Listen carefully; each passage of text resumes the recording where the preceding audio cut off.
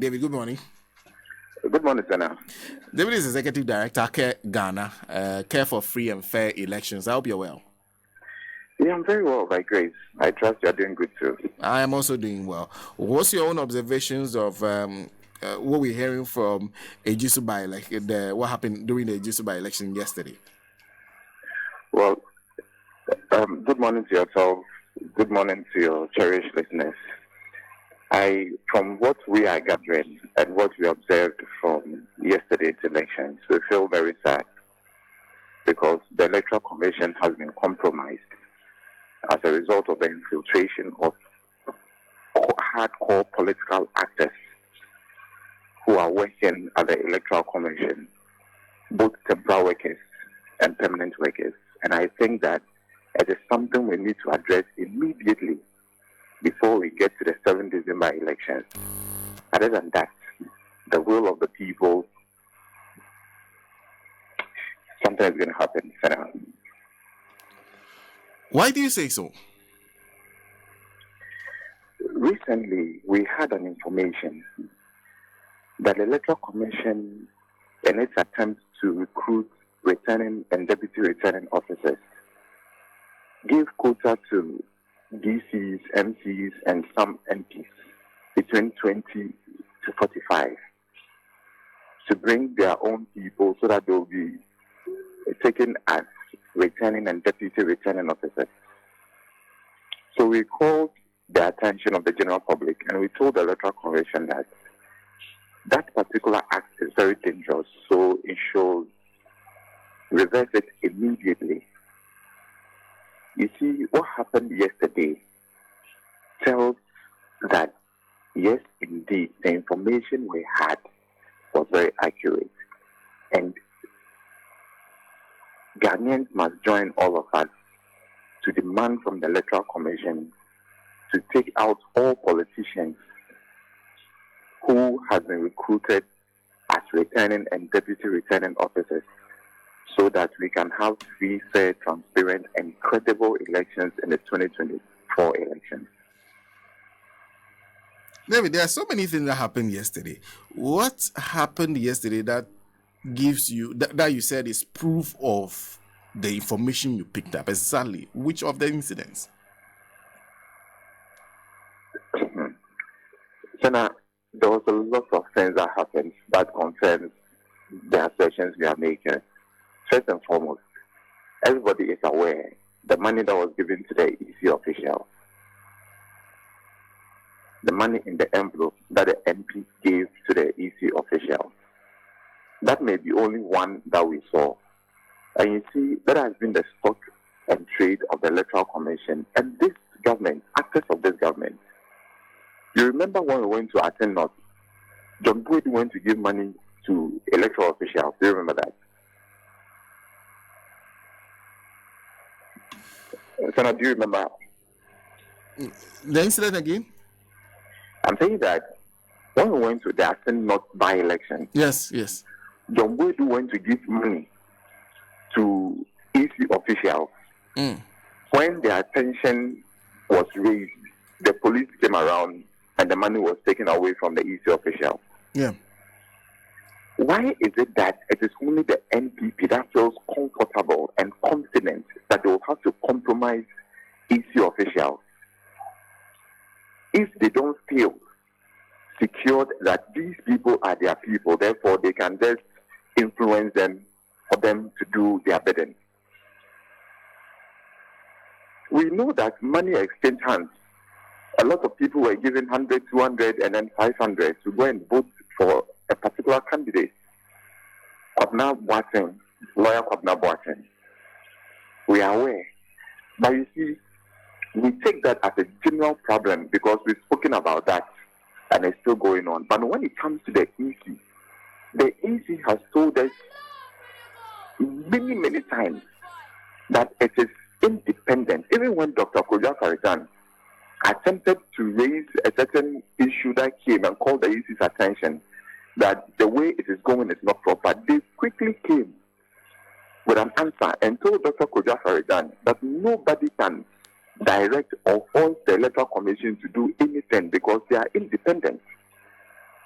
Now, the Electoral Commission has been infiltrated by NPP surrogates, NPP executive members, NPP polling station executive members. If we leave this, Senna, I can bet you what is going to happen in the 2024 elections, all of us will not be happy about it. We want to call on the Electoral Commission that if he says or it says that what we are saying is a lie, is not true, let the Electoral Commission publish the names and photos of all the newly recruited district, what do you call them?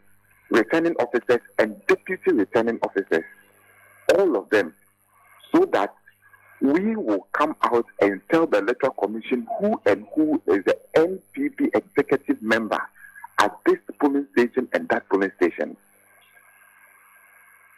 We challenge the Electoral Commission to do that, and we'll prove the Electoral Commission wrong.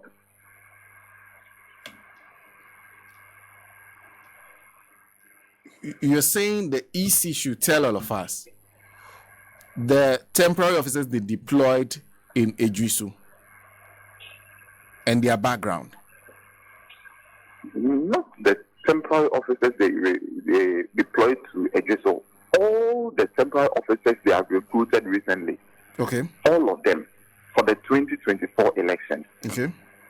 They should publish their names and their photos. And we would let the Electoral Commission know those who are NPP executive members, those who are NPP polling station executive members. Immediately you see their pictures, you can help the Electoral Commission to clean it up. So now we are more than ready to do that, because a lot of people have been calling on us that a lot of the people that have been recruited recently are NPP members.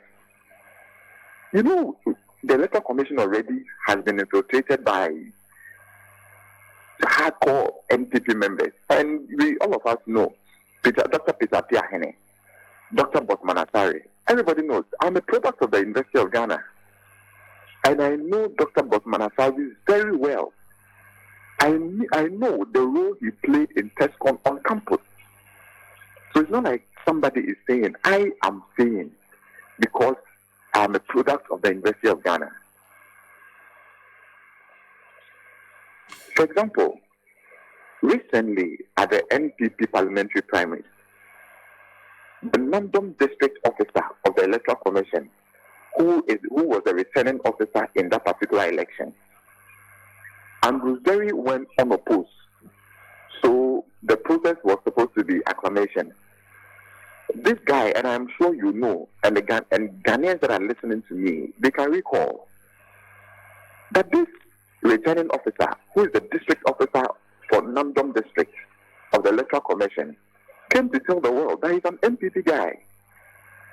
But because he would have said something, but because of where he's standing and what he's doing, he can't say it. We also witnessed what happened in Yendi, that when people have vested interest, they tend to serve their interest, not the interest of the larger people. The district officer at Yendi of the Electoral Commission stole some ballot papers and put it in his pocket in an attempt to ensure that his interest, the candidate that he is supporting, wins the election. It took the Electoral Commission and the NPP a long time before they were able to determine that, Ali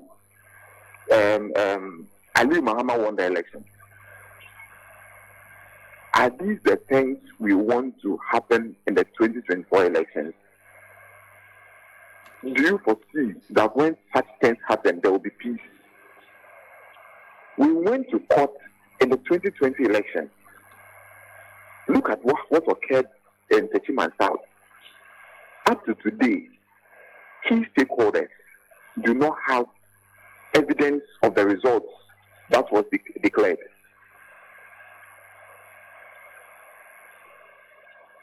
We allowed that to slide. The 2024 elections is like none other we have witnessed in this country. A former president is trying to come back again. That is His Excellency John Dramani Mahama. NPP are bent on breaking the eight, coming with a vice president. So the 2024 elections is unprecedented. It has never happened. It is not an election that we want to do a try and error. It is not an election that we want to see the errors and the illegalities that occurred in the 2020 election. We may not be able to survive it as we did in the 2020. So let's correct our mistakes today and ensure that we, the people of this country, we compel the Electoral Commission to do the right thing. Many times what happens is that we, the ordinary people, tend to leave these responsibilities on the politicians and political parties. Then this has gone beyond the political parties and the politicians. The general public must rise up to the occasion and speak.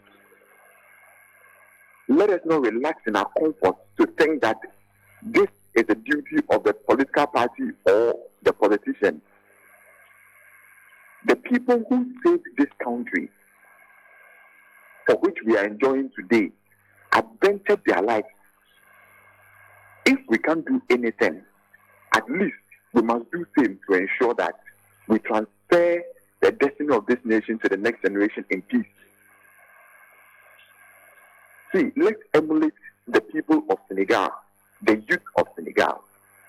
They rose up to the occasion and salvaged the nation from greedy politicians. The president of Senegal woke up one morning and said that I have changed the date for the national elections to when he wants. The people of the country, the youth, they said, no, it can't happen. We gave you the job. You didn't give us a job. So you cannot change a constitutional date that all of us have accepted. You cannot. They demonstrated until the Americans, the France, or the French, and then England, the UK leadership rose up and told the president that immediately organize an election. And they did. And their choice won. We have been too docile. We've been too quiet for far too long. And the Electoral Commission thinks that because the Constitution says that it is independent, it can do what it wants, even against the will of the people of the country. It is our taxes that runs the Electoral Commission. It is our taxes that pays the emolument of the Electoral Commissioners and the directors. We must rise up to the occasion. So what are the things you're asking the EC to do to convince you that the transparency rule is being adhered to? First of all, we are calling for a system audit of our elections infrastructure, because we believe that as a result of the loss of the 5 BVRs, the system has been compromised. There may be some unwarranted attempts or access attempts onto the system. The voter data may have been infiltrated. That is what we believe. But that may be accurate or not. So let us audit our system. Let us know whether it has been compromised or not. And we are calling for an independent audit in the presence of key stakeholders in our electoral spectrum, so that if if it has not been compromised, we will strengthen the security to ensure that whoever has these BVRs will not be able to enter into the system with any other registration, unscrupulous registration. 2, like I said, we want the Electoral Commission to publish the names and photos of all the returning and deputy returning officers that he recruited recently for the 7th December 2020 for elections. These are the two things we are calling the Electoral Commission to do. Because you see, Sana, if I ask you the question right now, that how many people do we have on our what do you call it, voters register? What will be your answer? Are you aware? No, not really, because recently there was an update ahead of the district level elections. Good. We went to the 2020 elections with 17,027,641 on our voter roll. Today, as we speak, we don't know how many people are on the voters register. After the additions. Sorry? After the additions were made for district level elections, the total voter figure has not been declared. Well, it was declared. But, we came out with a publication when we realized that the Electoral Commission was surreptitiously registering people and issuing them with voters' ID when the NDC was going for their parliamentary primaries. Do you remember that? Yes. And then when Sribokweku was called in regards to this particular registration, he said, it is only 3 people they registered. And they came with a certain ruling from the High Court that if you were not around and a registration exercise commenced and it completed before your arrival, you can go to the Electoral Commission, fight that ruling, and then you'll be registered.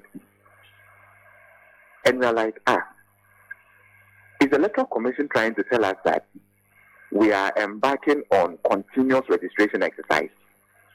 Then Sribokweku says no, because if he had said yes, it would have been criminal, because there's no CI that supports that particular activity. But we believe that if we have not come out, if we have not noticed that the Electoral Commission was registering people without the notice of key stakeholders and the public, Sribokweku wouldn't have come to tell us that it was only 3 people. And for me, we don't believe that it was only 3 people that were registered and issued with voters' ID card. A lot of them were done before we got the information. So we must know, as custodians of anything that happens in the Electoral Commission and our elections, we must know how many people are on the voter roll before even we commence with the upcoming limited registration exercise. Because you don't know what you are adding on to. What is the numbers now before we commence, so that we know that if we have 20 million on our voter roll, what is going to happen within the space of 20 days? We are adding this number. Then all of us are on the same page. But Sana, if it doesn't happen, what we anticipate may happen is that any person who has or who is in possession of these BVRs, which the Electoral Commission wants to casually call it just a laptop, the person will be able to register people onto those kits or the laptops. Wait for the Electoral Commission to open its system. The Electoral Commission uses cloud. When they open the system and the person has a code to the server, all the person needs to do is to press one button, and everything that has been registered gets in without the notice of any of us. We don't want that to happen. We spent a lot of money and we risk our lives to register and have a new biometric voters register, because the Electoral Commission claimed, after it told Parliament that we had a credible register, and later on came to tell us that credible register that the Electoral Commission went to tell Parliament that we can use for the 2020 elections, the Electoral Commission told us that register has metamorphosed into an ECOWAS register. For that reason, we need to compile a new voters register, even in COVID. We don't want to have an ECOWAS register again. Okay. Okay. David. So let's have the audit so that we all know what it is before we go into the limited voters registration exercise. David, thank you very much for speaking to us this morning. Thank you for having me. David Commisioners is Executive Director, Care Ghana, Care for Free Elections Ghana, speaking to us this morning on the Good Morning Conversation. Have you failed in any of the WASI subjects, especially mathematics? Have you written the WASI a couple of times and continue to fail? Are you on vacation? Do you want to be part of the most intensive vacation class that will always put you ahead of your colleagues?